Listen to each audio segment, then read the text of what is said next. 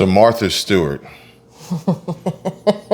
And Snoop Dogg walk into a Martha Stewart and kitchen? Snoop Dogg walk into Or a prison. They walk into a dispensary. Yeah. They walk There's so many places they could go together. They walk into a apothecary, and she's got this warning for everybody. Okay. Martha Stewart warns American economy will go down the drain if people don't start doing what? Cooking at home? Do you know what she's been up to recently? I do not know what she's been up to recently. I do not, weirdly, don't keep up with Martha Stewart. I don't either. I mean, there was a huge thing about her after she got out of jail, and her and Snoop did like cooking shows and whatever. There was a big Martha Stewart push then, but I haven't really been hearing about her lately. I don't think I really keep up with anybody except for Twitter and Yahoo and every other news source that I filter through. They show me things. Mm-hmm. And whether or not I really read it or not, I see it, okay. I remember it. Okay. But this even says here that modeling for Sports Illustrated swimsuit issue in May, Martha Stewart is the oldest person to appear on the magazine cover. Huh. I'd heard about there being somebody of distinguished years. I was going to say advanced age, but that sounds wrong. A woman of a certain age? How did Beth say it? Did she say it? Because remember when we were at the shop for the boat show, mm-hmm. and they were talking about the people that came in with and I said, did I say mature? I don't know what I said. I don't remember what you said. And she's like, no, it's a woman. She was very distinguished the way she said it. Maybe it was that, a woman of a distinguished age. So the oldest person to appear, it's interesting how this is worded. The oldest person, not the oldest woman. Uh-huh. On Sports Illustrated. Well, because there's men on Sports Illustrated. True. But I guess that covers everything. Yeah, not just she's the oldest woman division. And the oldest, if there were a man, she's the oldest person, period. Okay, all right, cool. Yeah. Because where this article came from, I'm like, that's not how they normally write stuff. But Martha Stewart warns American economy will go down the drain if people don't start doing what? I was going to say cook from home because she's all about cooking, and that would. You think she's cooking in the bathing suit? What does the bathing suit have to do with anything? Because she's on the cover of Sports Illustrated. What does it have to do with what she's telling Americans? What, go swim? That's what I'm saying. Go on vacation? Is that what you think she's telling them? Live your best life? YOLO? I don't know what she's telling them. I don't think it's your best life. It depends on the person. Live the life you want, love the life you live is my thing. Here, you read it. Martha Stewart warns American economy will go down the drain if people don't return to offices? What the fuck does that have to do with Sports Illustrated? Modeling for Sports Illustrated swimsuit issue in May, Stewart is the oldest person to appear on the magazine cover. How do those two lines go together in this entire thing? I don't understand. Okay. I didn't write it. I just pulled it up. But it says Martha Stewart has gone from whipping up delicious meals to whipping the American workforce back into shape. Okay. The businesswoman and recent Sports Illustrated swimsuit model admits she is on a rampage to get people in the U.S. back to their offices. Ooh, okay. She says that you can't possibly get everything done working 3 days a week in the office and 2 days remotely. Look at the success of France with their stupid, off for August, blah, blah, blah, end quote, is what she remarked. And that's not a very thriving country, speaking of France. Should America go down the drain because people don't want to go back to work? Well, it depends on your definition of thriving. If thriving is only about money, then I don't know. But if thriving is the ability to spend time with your friends, your family, outdoors, in the house, whatever, doing what you like and having good mental health, to me, that's thriving. That's personal thriving? Mm-hmm. But she's asking the country. Mm-hmm. That's not a very thriving country is what she's referring to it with France. should America go down the drain because people don't want to go back to work? So it's not about you personally and your family and your friends and your weekends and barbecues and sunshine and rainbows. I don't know how the French economy is, but aren't we the ones with the debt ceiling and all the issues right now? I mean, France has their issues too. See, I don't know all the French issues, so I could not speak on France. You don't speak French? Oui. So it says hybrid or remote work was implemented during the C-19 pandemic. The nation, is that okay, YouTube? Can we say C-19 now? Okay? Can we say what? The nationwide shutdown also caused many people to retire or quite the workforce altogether, contributing to staffing shortages in several industries. So I guess what this is saying is if you're going to let ChatGPT write the copy, make sure they understand. Because, a lot of people quite. They just quite. They're supposed to be the smartest ones. Quit. Contributing to staffing shortages in several industries. What industries have staffing shortages? Are the staffing shortages today really the product of people retiring and quitting, or are the staffing shortages today a product of companies and corporations not necessarily making it advantageous for people to go back to work? That part, because before C-19 and the pandemic and everything, we didn't have nearly the same issue. There was still obviously the jobless, the homeless, the whatever else, but you did not see nearly as many now hiring signs that weren't actually hiring, and you didn't see as many places who were closing early because they couldn't stay staffed. You didn't see as many people that were quitting because of whatever else. But after or during the pandemic, workers realized that they did not like the circumstances they had to work under. And then employers also realized that they could make more profit by having less people doing stuff and just doubling up on who was there. So you have this two sides, both trying to get what they want, and then it's just screwed everything. That was like, sorry.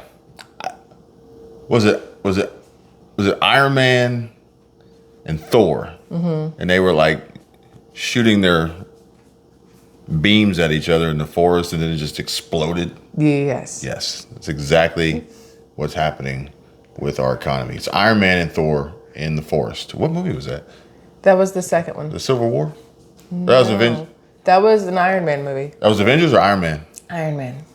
We need to start that all over again. It was the second one, I believe. I've already covered this before. I'm going to let you read this headline.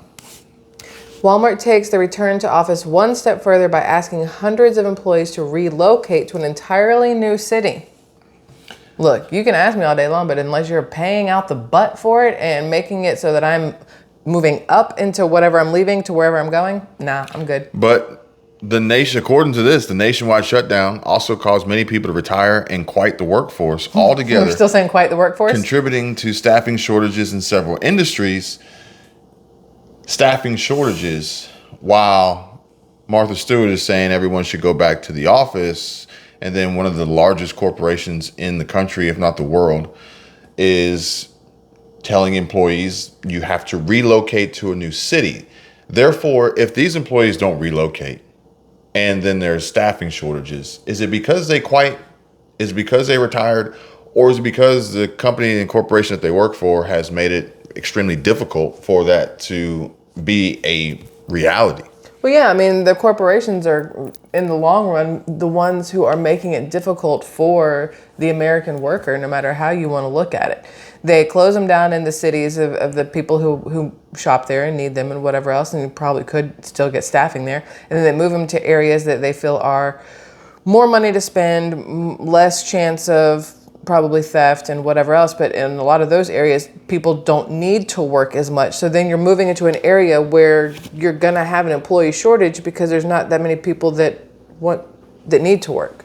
Now, I'm not against capitalism, you know that. But I think maybe there could be some concessions made with, for instance, Walmart CEO Doug McMillon making $25 million a year. Because the problem is, in my opinion, people don't want to go back to work because it's not worth it. Mm-hmm. Whereas you could make it worth it, mm-hmm. but if these companies, these employers, these corporations, these businesses were to do that, they're just going to then make it not worth it on the other side, driving prices up. Or you kind of take one for the team. I like how you say driving prices up, but if your prices are already high enough that Doug McMillan's making $25 million a year in profit, that's after all the shareholders and everything else, do they really need to drive the prices up? Or But they will. That's the problem. They will, but they do not need to. So Martha Stewart, 81. I take that back, sorry. Comment down below. What do you guys think? Is Michelle right? The answer is yes. We didn't disagree. I just said. Oh, that I know, they but would. I just like when people go, Michelle's right. I agree with Michelle. If you think Michelle's right, go ahead and hit the like button. Martha Stewart, 81. I had no idea she was 81. Well, Botox will help you not know how I had old no people idea are. she was 81. She says that the pandemic was not a deterrent, but rather a period of motivation. In addition to expanding her business, Martha Stewart filmed several TV shows at her Bedford, New York home. Was she on house arrest?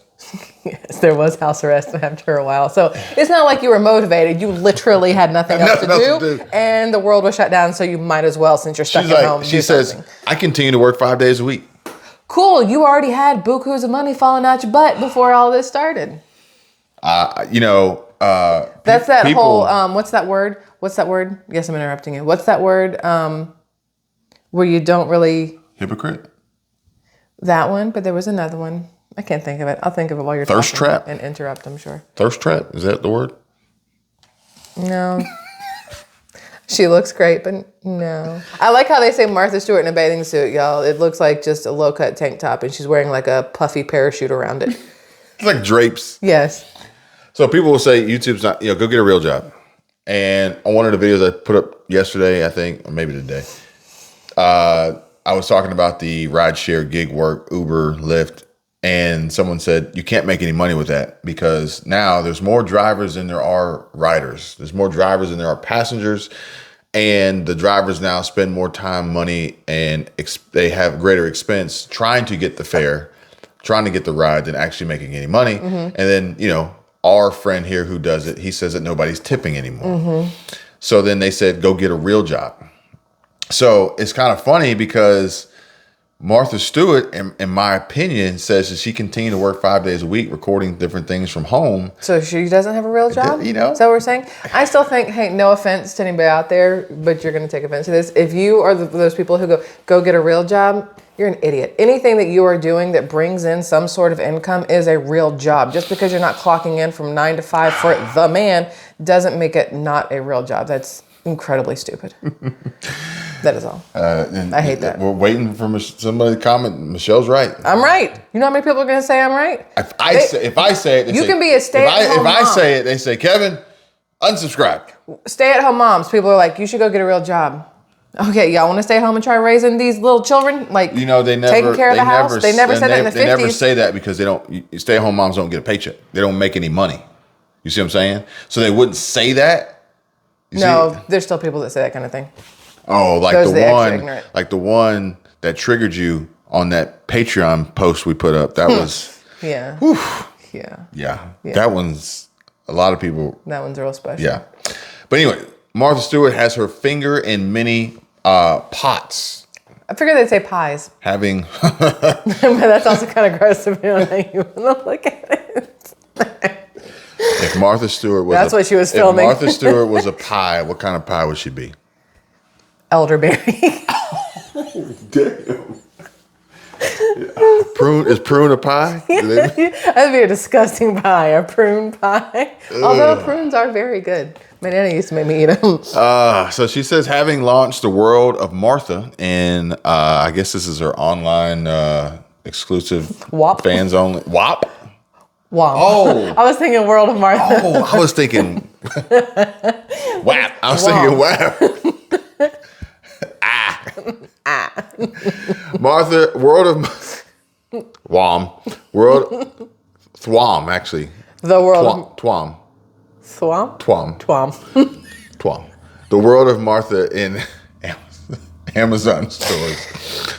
The Martha Stewart podcast Can't really make that one. A partnership with Roku for free or 3 TV shows. It makes a partnership for 3 shows. A lucrative deal with shoe company Skechers. For the older Very people. supportive and orthopedic. A new restaurant in Las Vegas called the Bedford. And new wine collaboration, Martha's Lighter Charred. That sounds so weird. I wonder how many people go to Vegas to go, you know what, I really want to go to a Martha Stewart restaurant. I don't want to have anything to do with Martha's Charred. And continued growth in her CBD company, all within the year. She says, I haven't stopped at all. You should see my calendar. It's horrific, she shared. I'm pretty sure her and Snoop probably have like a partnership on that one. At first I thought you were about to say CBDC company. I'm like, how's Martha in with the government like that? But you meant the other stuff. So last month, Martha graced the cover of Sports Illustrated Swim, making her the oldest model to appear on the magazine. Of the honor, Stewart told the New York Times, I had to make sure I was ready to pose in a bathing suit. It took a bit of vanity, but also a bit of confidence. I thought, if I'm feeling good enough physically and mentally to do such a thing, I'm up for it. That's what matters. She probably had a lot of folks sliding in them DMs trying to get a taste of Martha's Lighter Charred. You're disgusting. And her twom. You're disgusting. And her elderberry pie. You think Snoop is the one who's like handling her Instagram? He gets up and she gets a DM. He's like, yo, my nizzle. What the shizzle? Are they like that tight? Nobody wants to see your dizzle. Oh man. Maybe that might be the new one, a collab with Snoop and Martha Stewart for members only. And how much would that go for? What are we talking about? I mean, she's got the CBD store. I was talking wine. on her paywall for her special site that she's got here. No.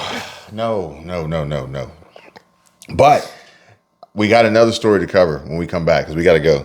But Dave Ramsey just got sued for $150 I'm pretty sure you forgot how to talk for a second. $150 million.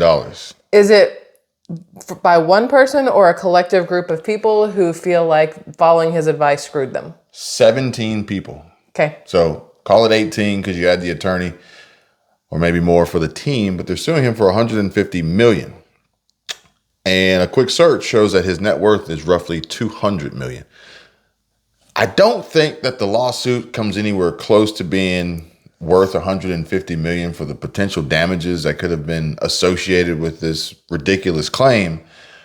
But I did catch someone else. It was another YouTuber. He's an attorney. I think his name is Steve or Scott. And he was talking about it, but he made reference to what Dave Ramsey was doing and what he was affiliated with, and how he did it and how others have done it. And these others, he referenced a popular family in California that literally all they do is post on social media. Oh, so Kardashians. So we're going to cover that next soon because it's not about the Kardashians, but it's more so about Dave Ramsey. It's more so about the lawsuit, the $150 million lawsuit, what this could mean for his business, as well as where this was reported from, because I think it was reported from some Christian news source. Was this possibly potentially part of how he was able to get folks into this deal?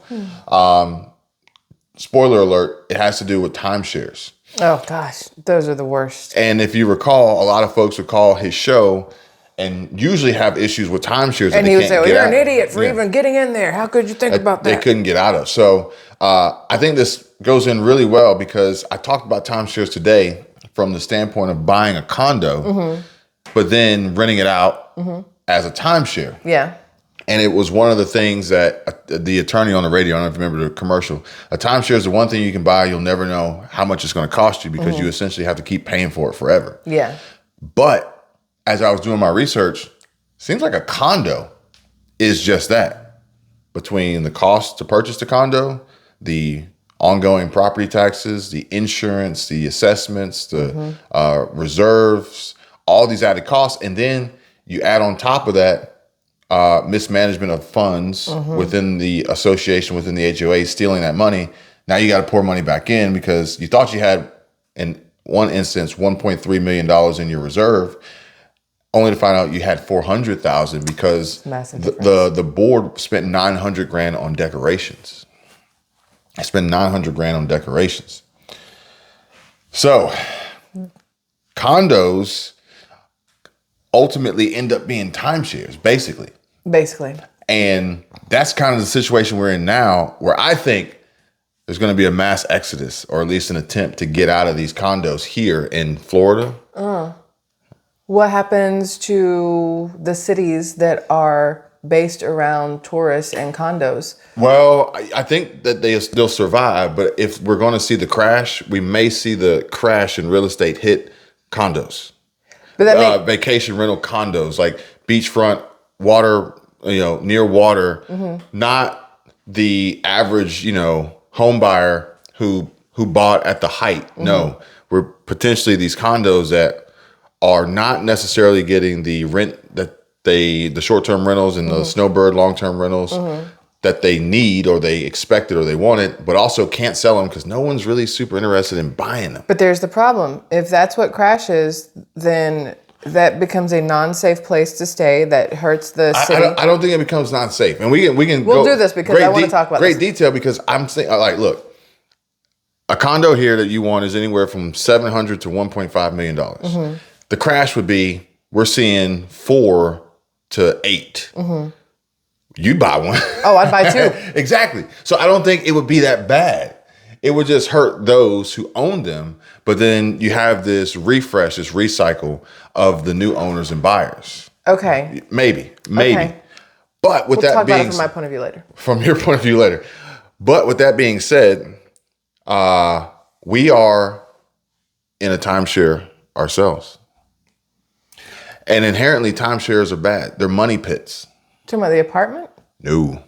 You're talking about the van? No. What is a timeshare essentially? Well, a timeshare is generally one space that numerous people pay into, and then you have to divide up the time you get to use it. So what are we involved with that utilizes that same scheduling system?